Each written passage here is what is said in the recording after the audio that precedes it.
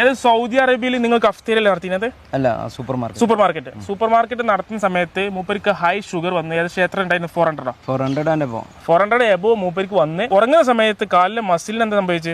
ഒരു ദിവസം രാത്രി കിടക്കാൻ പോയ സമയത്ത് നമ്മളെ നടുവിനൊരു വേദന വന്ന് അതങ്ങനെ പിറ്റേന്ന് രാവിലെ കാലിലേക്ക് ഇറങ്ങി മസിലില്ലാത്തൊരവസ്ഥ, ഒരു പഞ്ഞി മാതിരിയായി പോയി, സ്പോഞ്ച് പോലെ.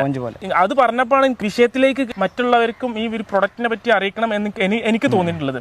ഇസ്മായിൽ ഭായിന്റെ ആ പ്രോബ്ലം മൂപ്പരുടെ സ്പോൺസർ സൗദി അറേബ്യയിലുള്ള ഏതൊരു അറബിക് ക്ലിനിക്കിൽ കൊണ്ടുപോയപ്പോ ഒരുപാട് ക്യാഷ് അവിടെ ചെലവായിട്ട്, അത് നിങ്ങൾക്ക് ചെലവായിട്ടുള്ളത് അവർക്ക് സ്പോൺസറിന് 3000 റിയാലാണ് മൂപ്പര് ചെലവായി എന്ന് പറഞ്ഞത്. അപ്പോൾ ആ സങ്കടം ഓർത്തിട്ട് ഇനി അതൊരു പ്രോബ്ലം വേണ്ട, മൂപ്പരന്നെ ആ ഒരു റിസ്ക് ഏറ്റെടുക്കാറും കണ്ട് സാധാരണ ഒരു മലയാളി ക്ലിനിക്കിൽ പോയിട്ട് ഏതൊരു ക്ലിനിക്കിൽ പോയിട്ട് ഒരു മലയാളി ഡോക്ടറെ കണ്ടു. ആ മലയാളി ഡോക്ടറെ കണ്ടപ്പോൾ ഹെവി ഡോസ് ആയിട്ടുള്ള മൂപ്പർക്ക് തന്നെ മനസ്സിലായിട്ടുണ്ട്, ഡോക്ടർക്ക് തന്നെ ഈ ഷുഗറിന്റെ പേഷ്യന്റിന് ഡോക്ടർമാർക്ക് കണ്ട ഏകദേശം ആ ഒരു കാര്യങ്ങളൊക്കെ ഏകദേശം ഒരു ഐഡിയ കിട്ടും. അങ്ങനെ ഒരു ഡോക്ടർമാരും സാധാരണ പേഷ്യന്റിന്റെ കോൺടാക്ട് നമ്പർ കളക്ട് ചെയ്യാറില്ല. പക്ഷെ ഇസ്മായിൽ ഭായിന്റെ കോൺടാക്ട് നമ്പർ ഡോക്ടർ കളക്ട് ചെയ്ത് വെച്ചു. അപ്പോൾ ഒരു ടെൻഷൻ ഉണ്ടാവും അല്ലേ നമുക്ക്? ഡോക്ടർമാർ ഇങ്ങനെയൊക്കെ അവരുടെ ഒരു നെഗറ്റീവ് കാര്യങ്ങൾ കേൾക്കുമ്പോൾ നമുക്ക് സ്വാഭാവികമായിട്ട് ഉള്ളിൽ എന്തൊരു പ്രശ്നം അവിടെ മണക്കുന്നുണ്ട് മനസ്സിലാവും അല്ലേ? അങ്ങനെ ഇസ്മായിൽ ഭായിക്ക് തോന്നിയപ്പോൾ ഇസ്മായിൽ ഭായി ഡോക്ടർ കൊടുത്ത ആ ഒരു പ്രിസ്ക്രിപ്ഷനിലാണ് മെഡിസിൻ കംപ്ലീറ്റ് ഫോളോ ചെയ്ത് കറക്റ്റ് എത്ര ദിവസം കൊണ്ട് വരാൻ പറഞ്ഞത്? ഒരാഴ്ച കറക്റ്റ് ആയിട്ട് ഇസ്മായിൽ ഭായി ആ മെഡിസിൻ ഫോളോ ചെയ്ത് പക്കായിട്ട് യൂസ് ചെയ്തു. അതിനുള്ള റിസൾട്ട് അവിടെ കിട്ടി. ഇംഗ്ലീഷ് മരുന്നാണ്, പക്ഷെ അതിനുള്ള റിസൾട്ട് അവിടെ കിട്ടി. ഒരാഴ്ച കഴിഞ്ഞ് ഡോക്ടറെ അടുത്തേക്ക് വീണ്ടും ഇസ്മായിൽ ഭായി വന്നപ്പോൾ ഡോക്ടറുടെ റൂമിലേക്ക് ഇസ്മായിൽ ഭായി വരുന്ന സമയത്ത് മൂപ്പർക്ക് മനസ്സിലായി. മൂപ്പര് വന്ന് ഇരിക്കാൻ പറഞ്ഞു. ആ കയ്യിലുള്ള പ്രിസ്ക്രിപ്ഷൻ മൂപ്പര് തന്നെ കളക്ട് ചെയ്ത് വെച്ചിട്ട് ഡോക്ടർ ഇസ്മായിൽ ഭായി ചോദിച്ചു. എന്താ ചോദിച്ചത്? മരുന്നിന് ബാലൻസ് എന്തെങ്കിലും ഉണ്ടോ എന്നുള്ള ഒരു അന്വേഷണമാണ് അന്വേഷിച്ചത്. ഡോക്ടറെ ഇങ്ങോട്ട് ചോദിച്ചു അല്ലേ? സാധാരണ ഞാൻ അമ്മ ചോദിക്കാറൊക്കെ ഉണ്ട്, പക്ഷെ കൂടുതൽ അടുപ്പുള്ള ആൾക്കാരെ ചോദിക്കാറുള്ളൂ. അതെ, ആ ഡോക്ടർ എന്തോ നല്ലൊരു ഡോക്ടറായിരുന്നു അൽഹംദുലില്ലാഹ്. എവിടെയാണ് മൂപ്പര്? വട്ടത്താണി ആ ഭാഗത്ത്, നമ്മളെ തിരൂർ. അങ്ങനെ ഡോക്ടർ ആ ഇസ്മായിൽ ഭായിനെ ഒന്ന് കളക്ട് ചെയ്തിട്ട് ആ ഒരു വേസ്റ്റ് ഡസ്റ്റ്ബിനിലേക്ക് അത് വലിച്ചെറിഞ്ഞു.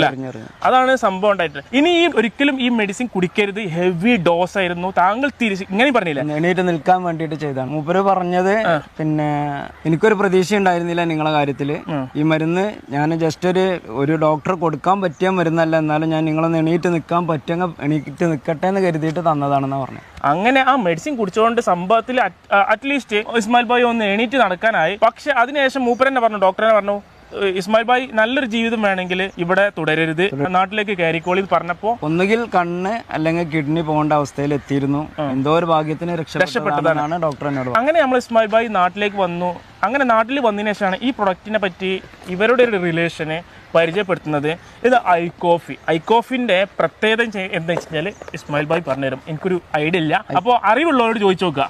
ഐക്കോഫിയില് കണ്ടൻസ് എന്ന് പറയുന്നത് 33% കോഫി പൗഡറാണ്, 33% നായ്ക്കുറഞ്ഞ പരിപ്പിന്റെ പൊടിയാണ്, 34% വരുന്ന ഏകനായകം എന്ന് പറയുന്ന ഒരു ആയുർവേദ ചെടിയുടെ വേരിൽ നിന്ന് ജപ്പാൻ ടെക്നോളജിയിലൂടെ വേർതിരിച്ചെടുക്കുന്ന മോളിക്യൂൾസിന്റെ പൗഡറാണ്. ഈ 3 കണ്ടൻസ് മാത്രം ഇതിലുള്ളത്. ഇത് ശരിക്കും ജപ്പാൻ സംഭവം. പ്രൊഡക്ഷൻ ആൻഡ് മാനുഫാക്ചറിങ് ഫുള്ള് ജപ്പാനാണ്. Formulated and developed by bio actives Japan corporation Tokyo. ഇന്ന് എല്ലാ ഓൺലൈൻ കമ്പനികളും നമ്മളെ പണ്ടത്തെ കാലത്തൊക്കെ നോക്കുകയാണെങ്കിൽ ആംവേ മുതൽ ഇങ്ങോട്ടുള്ള ഓരോ കമ്പനികളും അമേരിക്കയിൽ നിന്ന് വന്നിട്ട് ഇന്ത്യയിൽ ബിസിനസ് ചെയ്യായിരുന്നു. എന്നാൽ ഇന്ത്യയിൽ നിന്ന് അല്ലെങ്കിൽ മറ്റ് രാജ്യങ്ങളിൽ നിന്ന് ഒരു ഓൺലൈൻ കമ്പനി അമേരിക്കയിൽ പോയി ബിസിനസ് ചെയ്യുന്നുണ്ടെങ്കിൽ അത് ഇൻഡസ്വിയോ എന്ന് പറയുന്ന കമ്പനി മാത്രമാണുള്ളത്. Product world health organise approval ചെയ്തൊരു പ്രൊഡക്റ്റും കൂടിയാണ്. 100% നമുക്ക് ധൈര്യമായിട്ട് ഉപയോഗിക്കാൻ പറ്റുന്ന എന്നാണ് ഇവരൊക്കെ പറയുന്നത്. ഉപയോഗിച്ച ആൾക്കാർ പറയുന്നത് ബേസിക് ആയിട്ട് ഇതിനെ പറ്റി കൂടുതൽ ആർക്കും ഒരു അറിവില്ല, അത്രത്തോളം അറിവായിട്ടില്ല, അറിഞ്ഞു വരുന്നേ ഉള്ളൂ. ഇത് ഉപയോഗിക്കുന്ന ആൾക്കാർക്ക് മൗത്ത് പബ്ലിസിറ്റി. ഇപ്പൊ ഞാൻ ഇസ്മായിൽ ഭായി ഉപയോഗിച്ച വ്യക്തിയാണെങ്കിൽ ഇസ്മായിൽ ഭായി അത് ഓൺലൈനിലല്ല പബ്ലിഷ് ചെയ്യുന്നത്, അത് നമ്മളെ കൂട്ടുകാരോടും നമ്മൾ ഉപയോഗിച്ചുള്ള എക്സ്പീരിയൻസ് മറ്റുള്ളവരൊക്കെ ഷെയർ ചെയ്ത്. ഐക്കോഫി എന്തിനൊക്കെയാണ് ഉപകാരപ്പെടുന്നത്? ഐക്കോഫി ഷുഗർ ഉള്ളവർക്കും ഷുഗർ ഇല്ലാത്തവർക്കും ഇനി വരാൻ പോകുന്നവർക്കും ഒരുപോലെ യൂസ് ചെയ്യാൻ പറ്റിയിട്ടുള്ള വേൾഡിൽ തന്നെ ഇങ്ങനത്തെ ഒരു പ്രൊഡക്റ്റ് ആദ്യമായിട്ട് ഇറക്കിയിട്ടുള്ളത് ഈ ഐക്കോഫിയാണ്. ഇതിന്റെ അല്ല ഐക്കോഫിൽ 2 ടൈപ്പ് ഇല്ല. ഐക്കോഫിൽ 2 വേരിയന്റ് ഉണ്ട്. ഒന്ന് വരുന്നത് ഐക്കോഫി ബ്ലാക്ക് ആണ്, ഒന്ന് ഐക്കോഫി ക്രീമർ ആണ്. ക്രീമർ എന്ന് പറയുന്നത് നല്ല ടേസ്റ്റി കോഫിയാണ്, പിന്നെ പാലൊക്കെ ചേർത്തിട്ടുള്ള. അതും പാലിൽ നിന്ന് പ്രത്യേക രീതിയിൽ അതിന്റെ വെണ്ണ